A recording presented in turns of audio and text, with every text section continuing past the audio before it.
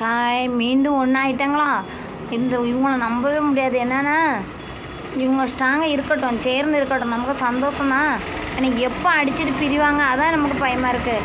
இப்போ பார்த்தா சேர்ந்துருப்பாங்க. கொஞ்ச நேரம் ஒரு 5 மினிட் ஆகும்போது நம்ம அந்த பக்கத்து தெரு வரை போயிட்டு வரலான்னு பார்க்கும்போது இவங்க அடித்து மண்டையை உடச்சிருப்பாங்க. அதே போல் இருப்பாங்க. ஏதாவது ஒரு வாய் அங்கேருந்து ஏதாவது வந்துடும், இங்கேருந்து ஏதாவது ஒரு வாய் வந்துடும். அதுக்குள்ளே இடிச்சிட்டு அப்படியே நிற்பாங்க. என்ன இப்போ நான் உன்னை தொடலைல்ல, அப்படியே நான் பேக் டச் பண்ணலைல்ல அப்படின்னா, இல்லைடா நான் அப்படி சொன்னேன், அது அவர் அப்படி எடுத்து சொல்லுவார், நான் நினைக்கவே இல்லை அப்படின்னா, எனக்கு இந்த ஒரு விஷயந்தான் வேணும், இந்த ஒரு இதுதான் கேட்கணும் வாயிலேருந்து. நான் எப்படி ஒன்று தொடலைன்னு நீ சொல்லிட்டல்ல, அது அப்படியே விடாமல் பேசாமல் இருந்தேன். அப்படியே வெளியே அப்படியே ஃபோம் ஆகிட்டே இருக்கும், ஃபுல் பண்ணிகிட்டே இருப்பாங்க. அதனால தெரியக்காண்டி நான் பண்ணுறேன். ஏங்க இவர் அந்த பொண்ணு எந்த இடத்துலையுமே நம்ம அந்த முடிஞ்ச பிறப்பு சொல்லலை.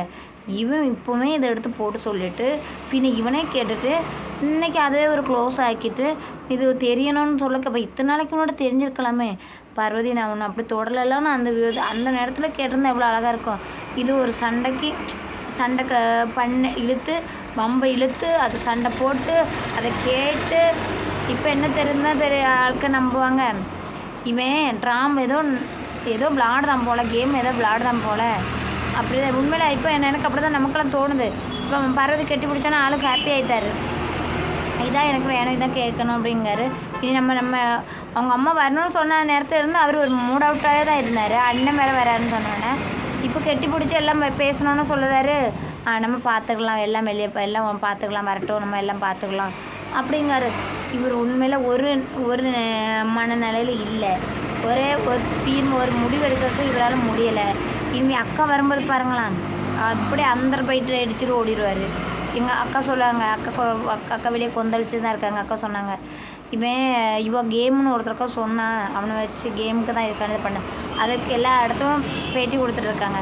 அது இங்கே சொன்னோன்னா அண்ணன் பின்னி முருங்கை மரத்தில் ஏறுவார், அதுக்கு அடுத்த முருங்கை மரத்தில் ஏறுவார். இன்னும் எதாவது நடக்க போகுது. அப்போ 2 பேரும் இதுதான் எனக்கு வேணும்னு சொல்லி எல்லாம் இன்னும் ஒன்று அப்படிலாம் தொடலைல்ல அப்படின்னு. இல்லை நீ அப்படி விடாமல் ஒன்றும் தொடலை, நான் சொன்னது தப்பு தான், இனிமேல் அப்படி யார்ட்டுமே சொல்ல மாட்டேன் அப்படின்னு பார்வதி சொல்லி மன்னிப்பெல்லாம் கேட்டு 2 ஜோடியாக கெட்டி பிடிச்சி நிற்காங்க.